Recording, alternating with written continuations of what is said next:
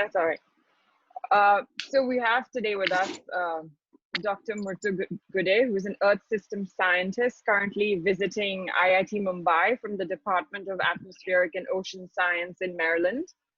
He's authored and co-authored over 10 books and published over 190 peer-reviewed papers. He served as a keynote speaker at several climate change and health conferences across the globe and was awarded the NOAA Fellowship in 2014. At the University of Maryland, he studies the interactions between the physical world and life and explores the co-evolution of life and climate and what it means for sustainability.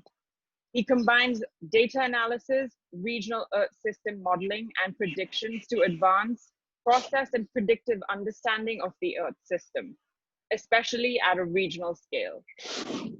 All global warming is local and impacts are manifest in food, water, energy, and health nexus. Producing region-specific predictive information at a daily and seasonal timescale is what interests him the most.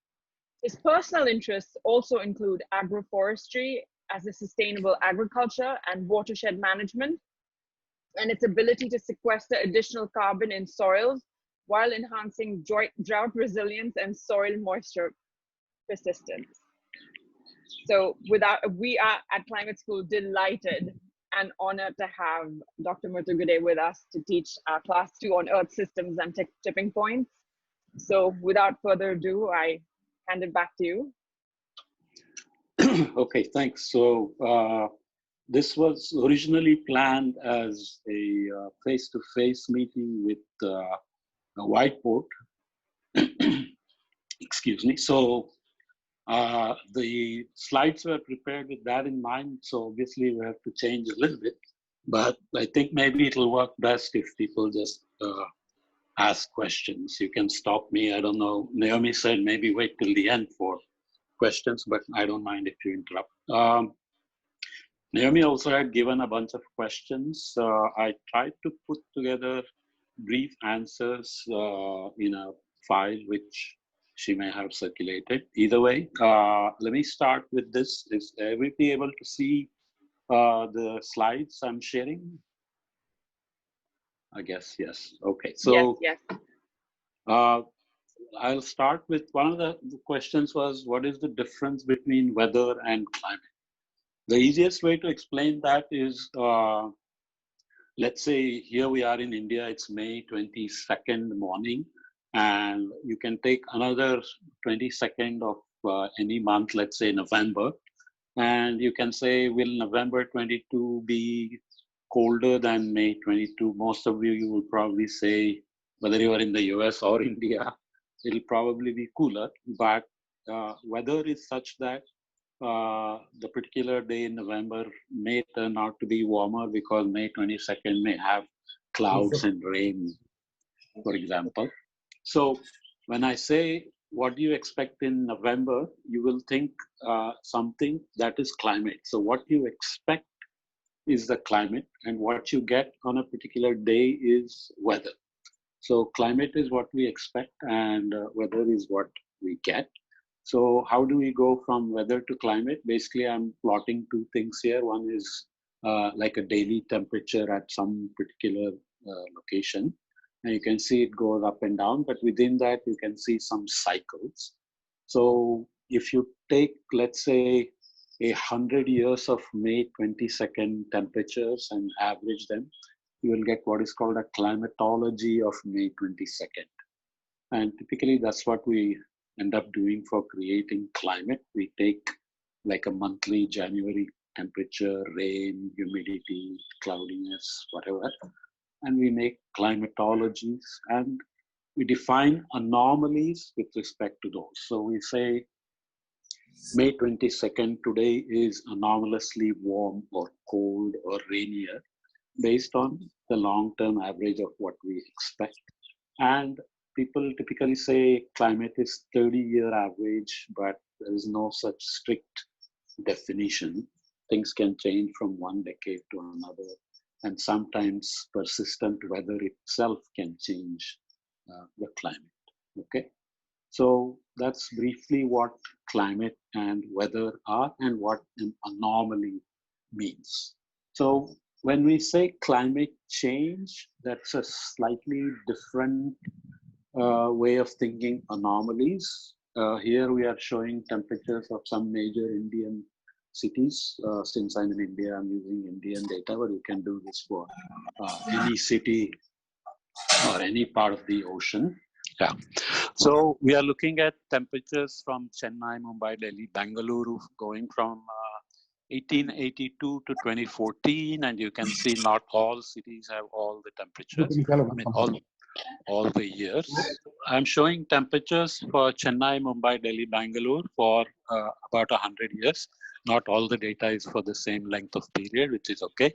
So these are annually averaged temperatures. So when you see a trend like this going from, let's say for Chennai, average of 27.9 degree per year in 1882 to 28.8 by 2014, this is a change in one direction, which we call trend.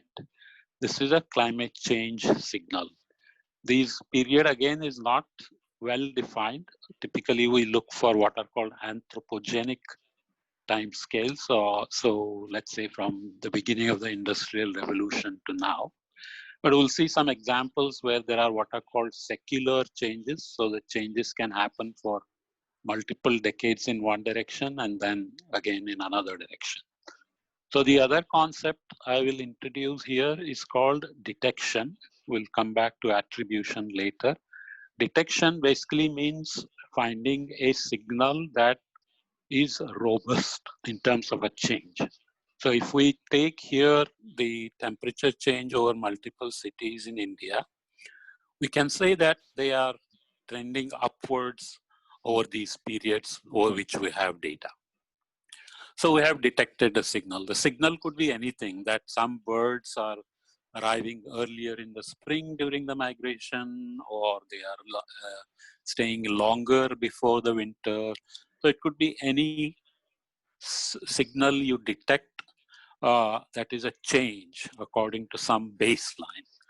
And what climate change tries to do is attribute that change that you detected to a cause. Is it caused by natural climate variability or anthropogenic climate variability or human-induced warming or deforestation or whatever?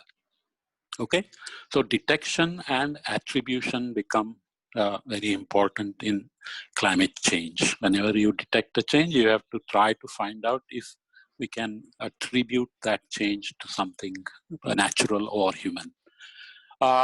This example you are seeing is temperatures over the last 65 million years. And you can probably, you will wonder how such data can be collected.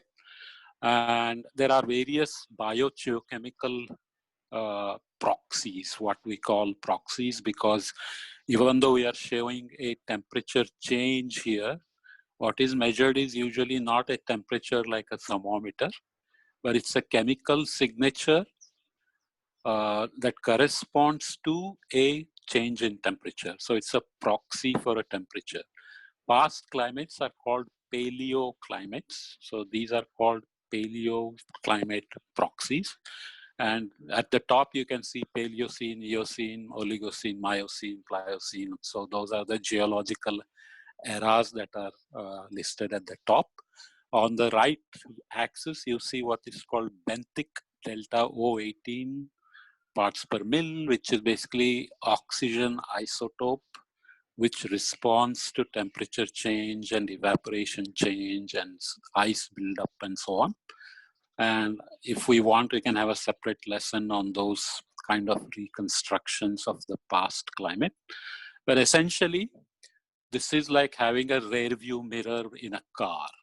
When we drive, we want to see what's behind. So this is a way of knowing how Earth's climate has changed in the past. So if we go to 65 million years ago, we know the big event that happened was a meteorite crashed and the dinosaurs disappeared, and then the mammals became dominant and so on. And then the continents were also in different places at the time that we will see a little bit later on. For example, India was still not completely attached to the Asian continent, Asian plate. Himalayas were not in place. Antarctica was different. You can see there is a place here around 35 million years ago where says Antarctic glaciation started.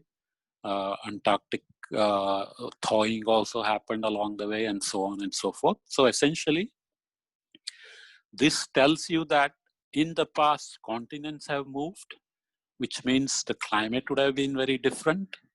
The pathways between, for example, the link between the Pacific Ocean and the Indian Ocean would have been different because Australia was in a different place, India was in a different place, Africa was in a different place, the Mediterranean and Indian Oceans were connected, Pacific and Atlantic Ocean were connected because the Isthmus of Panama was open.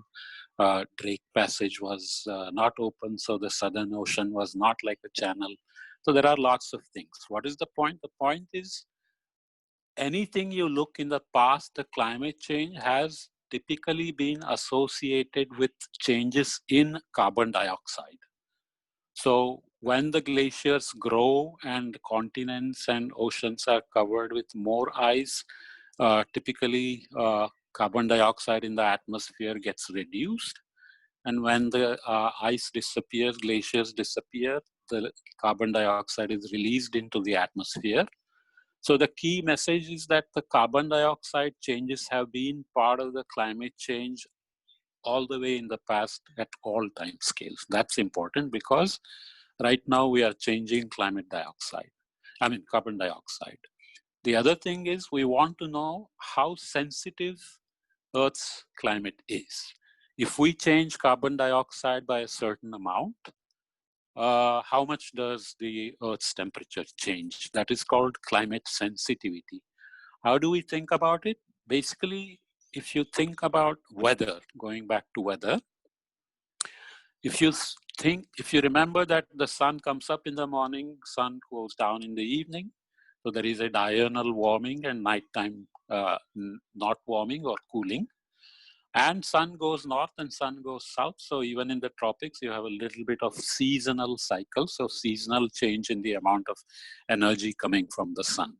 So if there are only changes on a daily time scale and seasonal time scale, you have to say, how come the weather can change several times a day?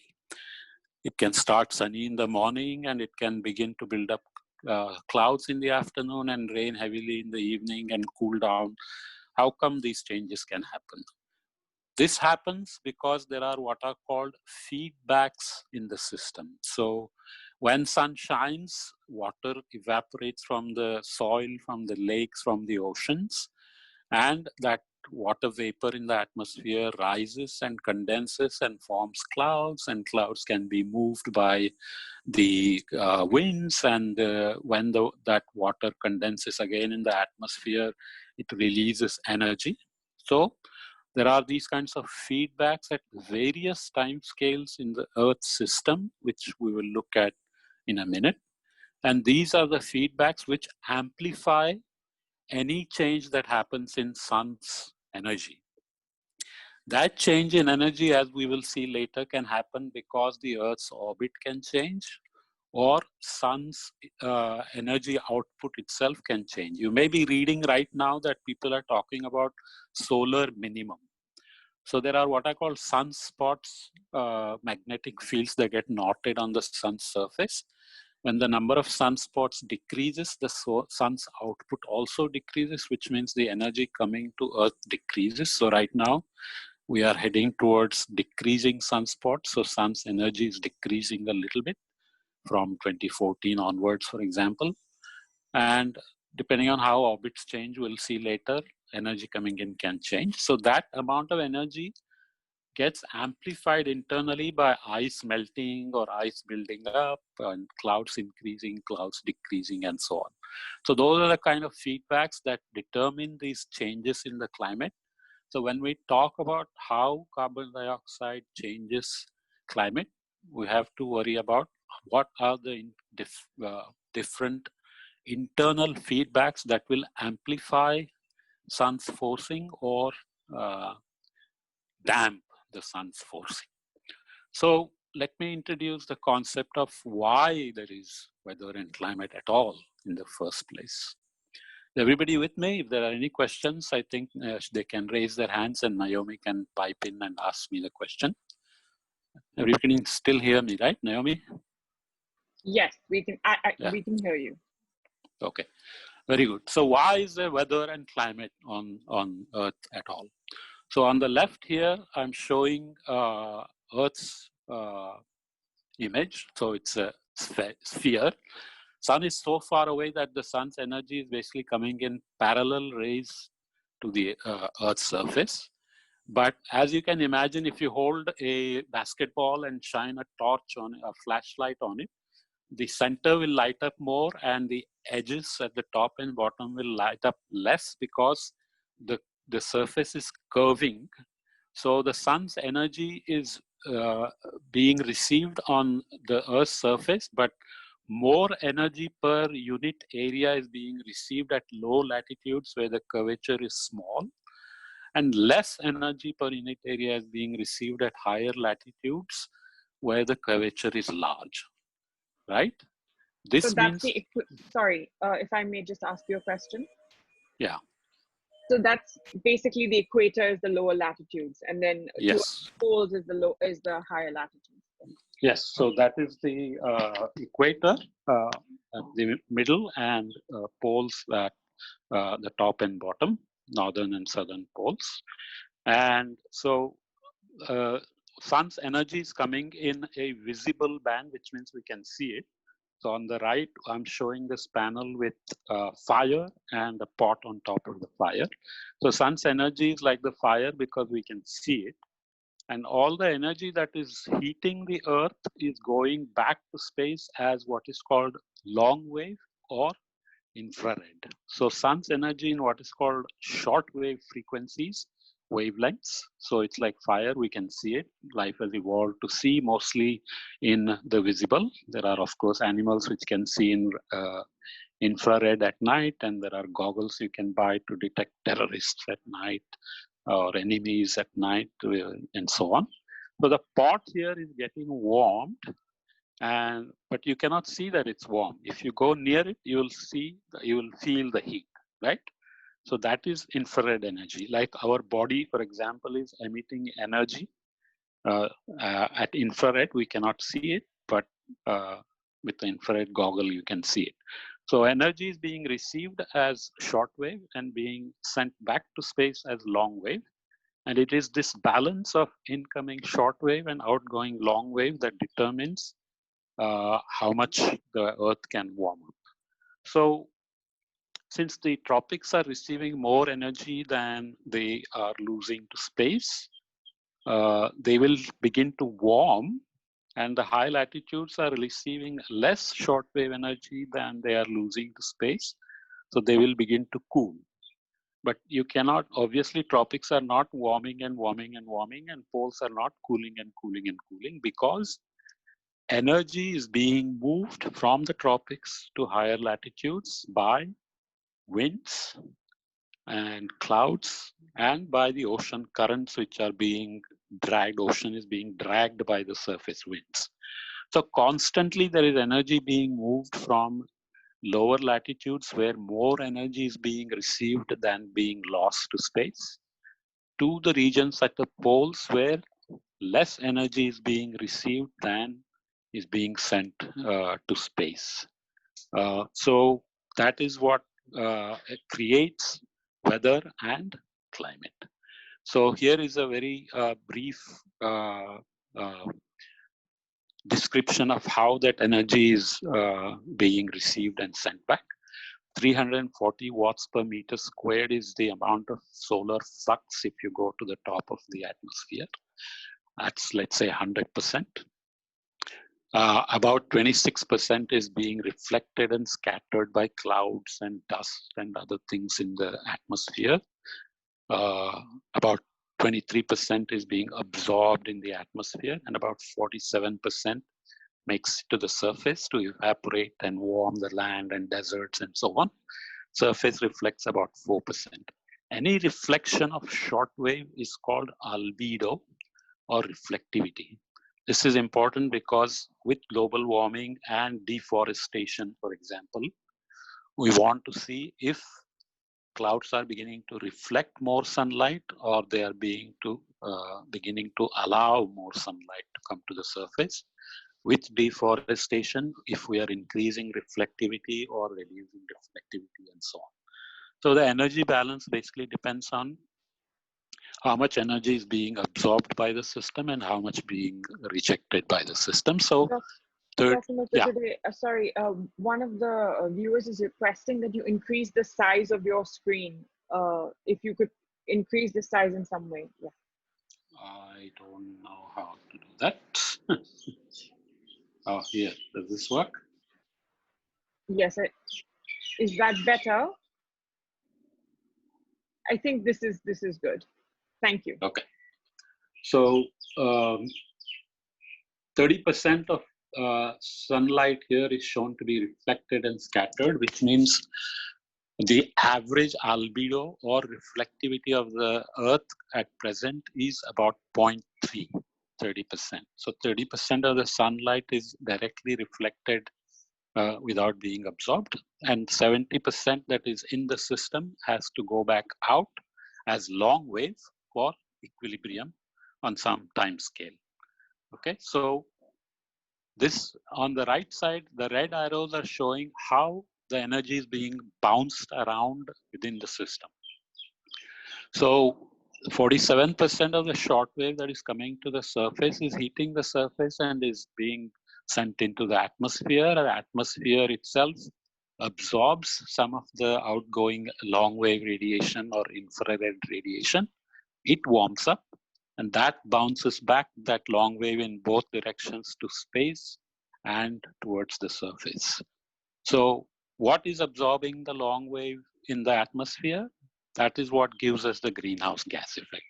Essentially, in the atmosphere, you have gases like carbon dioxide, methane, N2O, ozone, and CFCs and so on, which are able to allow the short wave to come in or absorb only small part of it. But they absorb a lot of the outgoing long wave energy. That's what gives us the so-called greenhouse effect. So greenhouse effect is actually good. As I will show in a minute, if you think about Mars, Venus, and Earth, we are at different distances from the sun, but it's not the distance that changes the temperatures on Venus, Mars, and Earth.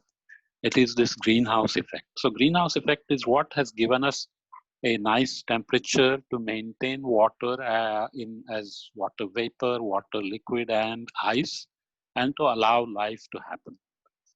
The problem is if you increase the greenhouse gases, as we are doing with fossil fuel consumption and cement production and agriculture and so on, then you are trapping more and more of this outgoing long wave, which means you are going to increase the amount of energy being sent back to the surface from the atmosphere. So you are warming the surface and then warming the atmosphere. This is what climate change essentially is. That a natural greenhouse effect is being enhanced. So you can see that even though only 47% of the energy is making it to the surface and 23% is being absorbed in the atmosphere, we have much larger numbers bouncing around like 96% and 109% and so on the right side. You can think of that as having a blanket. The very purpose of having a blanket is that it traps your body's heat and produces temperatures that are much warmer because it is trapping the energy. So that is what the greenhouse is doing. It is bouncing around the energy to produce warmer temperatures. So one thing you want to remember is that greenhouse effect basically increases the temperature of the surface compared to if you had no greenhouse effect. Okay, that's a good thing, but too much of anything is not a good thing, right? So here it is a brief average. This is called zonal mean meridional section, which means you average the incoming energy and the outgoing energy along all longitudes and plot it in the meridional or latitudinal direction going from the southern pole to the northern pole in watts per meter squared on both a vertical axis. So you can see that the blue line or the net short wave that is coming in is highest at lower latitudes, and it drops off as you go towards the poles. And there is a slight asymmetry, as you can see, because Antarctica has more snow and ice, so it reflects more sunlight. Arctic has lesser sea ice and land, snow, and so on. And there is more land and more ocean and so on. And the red line is showing the outgoing long wave energy. And you can see that in the tropics, there is more sunlight coming in than the long wave going out. Whereas at higher latitudes, beyond about 45, 50 degree latitude in both hemispheres, there is an energy deficit, which means less sunlight is coming than the outgoing long wave. So this includes all the albedos. This includes the reflectivity of the deserts, the forests, the clouds, the snow and ice, and so on and so forth. Is that clear? So essentially, we are receiving more energy in the lower latitudes and losing energy at higher latitudes. So we create weather and climate. To move the energy, we need winds. I won't go into the details of this figure, which is basically showing standard circulations like trade winds and mid-latitude westerlies. So if you're living in the US latitude, for example, winds mostly come from the Pacific towards the Atlantic, and sometimes they come from the north because the jet stream is dipping and so on and so forth. One thing you may want to remember here, which I haven't explicitly mentioned, is that Earth is a rotating planet. So every time you are on a rotating planet, it's like being on a merry-go-round, things get deflected because of the rotation. So if winds, for example, here are moving from the line called high at about 30 north and 30 south towards the equator, then they are deflected to the north towards the southwest in both hemispheres. This is because of rotation. So I don't know how much details I want to go into that, but I will show later on a figure which shows that everything on Earth changes because of rotation. Rotation is what is called a very strong constraint. How quickly you can move at planetary scales depends on how fast the Earth is moving or any planet is moving. Or you can also think of launching a missile. For example, if you are sitting in the US and launching a missile towards somebody you don't like, we have a lot of people we don't like now, but you will have to take account of the rotation when you launch the missile or when you launch a rocket, because Earth's rotation will affect these motions. Okay, so the other important thing you can see here is that because the tropics are receiving a lot of energy, the air is heating up, the surface is heating up, there is evaporation happening, and that lighter air with a lot of moisture rises. So you can see where it is the line called low on the equator. On the side, there are red arrows rising. So that is basically rising air with moisture. As air rises, the pressure decreases at higher altitudes in the atmosphere. So the air begins to expand and the water in the air condenses. So you end up creating clouds, as you can see at the top of that rising red arrows. That is what gives you a lot of rain. So rising air, expanding air, cooling air, condensing and creating clouds and rainfall. And you can see that the red arrows are heading towards the poles as they reach a certain altitude. That's because the atmosphere has like a ceiling or a roof where the air cannot go easily beyond it unless it's a hurricane or a typhoon or a cyclone. It can punch through the roof if you have strong energy. Otherwise, it hits the ceiling and heads towards the poles. And because of rotation, again, it cannot go all the way to the pole. It sinks at some point. So the blue arrows that are sinking on the high, they are, so rising air creates storms and rain. Sinking air creates cloud-free weather and dry weather. So the regions where the sinking happens is where the deserts are, for example. If you look at all the deserts in the US, in the Middle East, India should be a desert, but because of its monsoonal circulation in the Himalayas, the air gets diverted and we get rain. So the deserts actually go towards the Gobi and so on into China. So approximately where the blue lines are there sinking over what is called high is where the deserts are. And then you get similar circulation on the other side because of more complicated dynamics that are related to the rotation of the earth and so on and so forth. So unfortunately, without a whiteboard, it's not so easy to explain this figure.